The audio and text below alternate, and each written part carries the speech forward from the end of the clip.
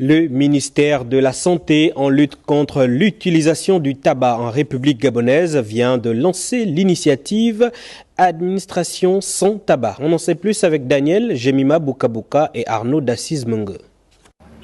La fumée d'une cigarette contient plus de 7000 substances chimiques. Que l'on soit fumeur actif ou passif, on est exposé au cancer du poumon, œsophage, gorge, bouche, lèvres, pancréas, reins, vessie et utérus. Des récentes études révèlent que plus de 25% des Gabonais sont des actifs. Cet atelier d'information et de sensibilisation des points focaux des administrations locales vient à point nommé pour limiter ce mal. Nous avons jugé utile de commencer par leur parler de l'histoire de la lutte anti-tabac au Gabon. Ensuite, nous rappelons les méfaits du tabagisme dans l'organisme. Aussitôt après, nous leur parlons de la réglementation en vigueur parce que le Gabon a pris des textes. Et enfin, nous avons jugé utile de leur dire ce qu'on attend d'eux. Et nous leur offrant la possibilité d'être en réseau. L'OMS, partenaire de cette action, entend accompagner l'initiative pour une réussite assurée. L'activité que nous menons aujourd'hui est la première étape. La deuxième étape, ça va être effectivement mettre à leur disposition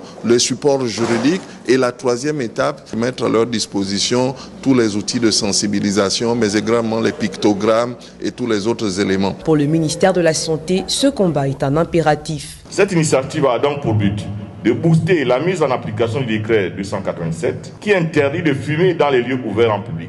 Sur ce, je déclare ouvert l'atelier d'information qui déclenche la mise en œuvre effective de l'initiative Administration sans tabac au Gabon.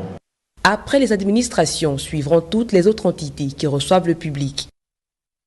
Le centre de désintoxication Alia et Zeida, clinique qui lutte contre la drogue, a organisé une conférence de presse pour freiner le phénomène qui touche plusieurs jeunes. Ingrid Bijou, Mombo Bibambou, Damien Makanga, Pierre Claver et Labio Gesheli Mania. Pionnier en matière de lutte contre la consommation des drogues et ses dérivés, que le docteur Alphonse Louma a tenu à tirer la sonnette d'alarme sur ce phénomène grandissant dans notre société qui touche majoritairement la jeunesse. Nous sommes là pour essayer de dire qu'il est possible de remédier à tout cela. En quoi faisant?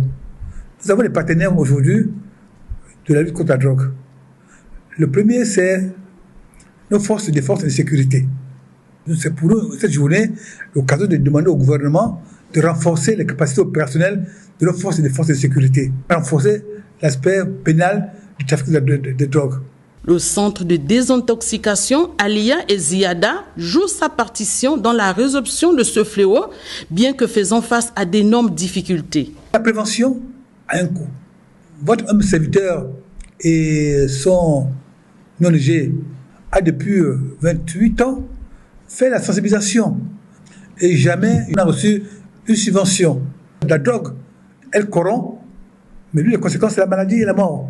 De leur côté, les autorités municipales de la commune d'Ovendo se sont engagées à soutenir cette lutte. En témoigne ce partenariat. Comment accompagner, agir pour le Gabon, c'est servir de courroie de transmission avec les autorités en charge du Gabon.